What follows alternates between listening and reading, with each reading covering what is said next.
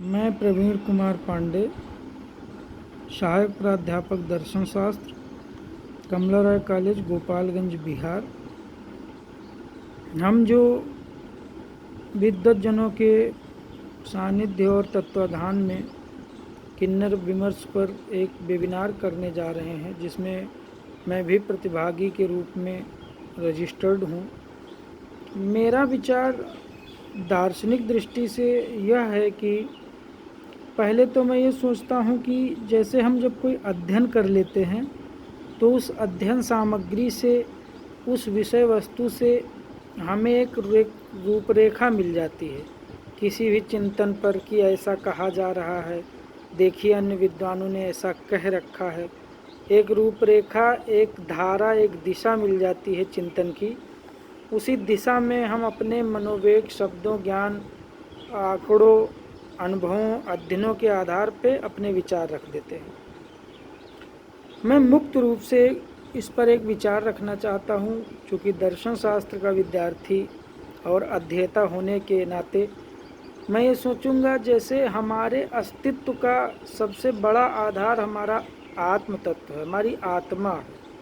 यह आत्मा विभिन्न भौतिक शरीरों में, उन शरीरों को धारण करती हुई विद्यमान रहती है, और उसके आधार पे हम, अर्थात वह आत्मा अपने को क्लेम करती है कि यह मैं हूँ, यह मेरा नाम है। तो वह जीवधारी जो शरीर है वही अपने अस्तित्व का दावा करता है। और अस्तित्व के जो चिन्ह हैं, जैसे भौतिक शरीर के जो चिन्ह हैं, जिसमें हम लिंग आधार पर स्त्रीलिंग, पुल्लिंग, उभयलिंग आदि की विवेचना करते हैं, उसमें हम स्त्री और पुरुष, मानव के दो लिंग, स्त्रीलिंग और पुल्लिंग के आधार पर स्त्री और पुरुष को विशेष रूप से हर जगह गिनते हैं, अस्तित्वान मानते हैं।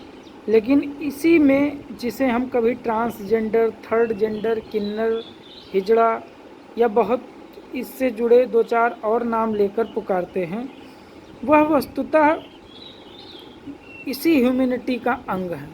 वह भी मानव है, मनुष्य। मनुष्य की श्रेणी में जैसे हम जब कहते हैं मनुष्य, तो उसमें ये नहीं प्रदर्शित होता कि सिर्फ पुरुष, पूरा मानव। मानव मतलब स्त्री और पुरुष। लेकिन यहाँ जब थर्ड जेंडर की भी बात करते हैं तो हमें दार्शनिक दृष्टि से यह देखना चाहिए कि जो प्रजनन की आवश्यकता के लिए जो लिंगों का विशेष रूप से निर्धारण, चयन और उनका होना आवश्यक है नर मादा के रूप में, उसके अतिरिक्त संसार के ऐसे कौन से कार्य हैं जो किन्नर या थर्ड जेंडर को हम समझें कि ये इनसे नहीं होने वाला है। आज वैश्विक महामारी में हमने देखा कि किन्नर समाज के लोग हजारों लोगों को भोजन करा रहे हैं। गोरखपुर में महापौर थीं वो किन्नर। तो इस तरह से मानवीय संवेदना लिंग के आधार पे, जैसे हम लिंग भेद में महिलाओं के लिए चर्चा करते हैं कि लिंग भेद के आधार पे उनके साथ डिस्क्रिमिनेशन नहीं होना चाहिए, उसी तरह से हमें यह भी ध्यान देना है कि इनके साथ भी कोई लिंग भेद के आधार पे डिस्क्रिमिनेशन, भेदभाव, सामाजिक स्टिग्मा, कलंक, अपमान की कोई चीज़ नहीं होनी चाहिए। जिस रूप में हम जीवित हैं, हम बहुत सारे कार्य संपादित करते हैं, वैसे ये भी करते हैं।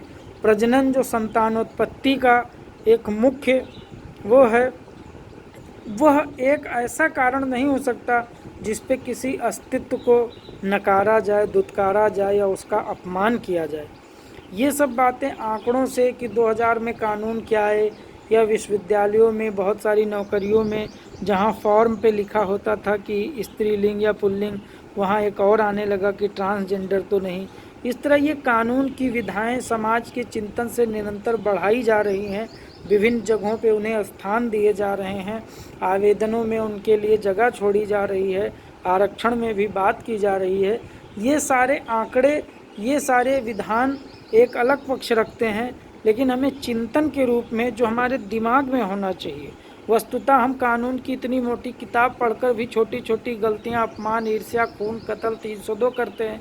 लेकिन कोई कहे कि इस पे आपने बहुत अच्छी चर्चा नहीं की, चर्चा की ज़रूरत ही क्या है? उस पे तो आईपीसी सीआरपीसी बहुत सारी बनी रखी है, लेकिन जो हमारे ज़हन में उतर जाए वही तो उचित है।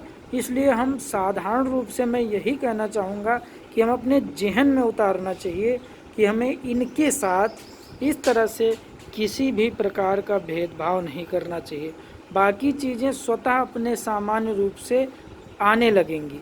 जब ये हमारे समाज में हमारे साथ के उठक बैठक पढ़ाई लिखाई कार्य में शामिल होने लगेंगे तो निश्चित रूप से चारित्रिक रूप से हम बात करें तो हमारे शारीरिक वैध और नैतिक संबंध भी तो किसी एक के साथ होने चाहिए, और वो हमारी भविष्य में विवाहित पत्नी होनी चाहिए। अगर हम पुरुष हैं, महिला है तो पति होना चाहिए। तो अन्य स्थानों पे किन्नर के होने न होने से हमें मतलब ही क्या है भाई। अपनी जेब में अपने वस्त्र के भीतर किसी की शारीरिक संरचना या बनावट क्या है, इससे हमारा उस तरह से क्यों मतलब होना चाहिए। अगर उस तरह से कोई मतलब है तो हमारा फिर उसी रूप में उससे संबंध होना चाहिए। यदि एक स्तनपान कराने वाली माँ के हम स्तनपान की बात करें, जो कि हर एक दीवार पे लिखा रहता है कि ये नवजात शिशु के लिए बहुत उपयोगी चीज़ है, इसमें कोई बुरी और छिपी बात नहीं है, तो उस बच्चे के लिए ये होना ज़रूरी है कि उसके माँ के स्तन में दुग्ध आए और उसे उचित रूप से स्तनपान मिले, जिससे माँ बच्चा दोनों स्वस्थ रहे। यदि हम किसी के अंतःवस्त्र के भीतर किसी अंग विशिष्ट की कल्पना के आधार पर उसे अपमानित करते हैं, छोड़ते हैं, तो ये किसी रूप में न उचित है, न नैतिक है, न वैध है। इसके बहुत सारे अध्ययन हैं, इसके बहुत सारे कानून हैं, उस पे जाने की मैं ज़रूरत नहीं समझता। मैं ये आशा करता हूँ कि इस वेबिनार से हम बहुत कुछ नई चीज़ें सीखेंगे, और मुझसे बहुत सारे अनुभवी श्रेष्ठ और इस विषय पर कार्य कर चुके अध्येताओं वरीय जनों को मैं सुनना देखना चाहता हूँ। इसलिए बस मैंने बहुत साधारण रूप से एक सामान्य रूप से अपनी बात रख दी। धन्यवाद।